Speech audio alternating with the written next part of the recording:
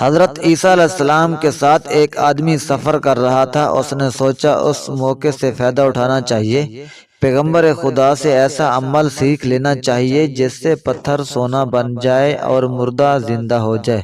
اس بے وقوف نے کہا کہ یا حضرت علیہ السلام، مجھے بھی کوئی ایسا نسخہ دے دیں جس سے میری دنیا سنور جائے اور میں پڑھ کر پھونک ماروں تو مردہ زندہ ہو جائے۔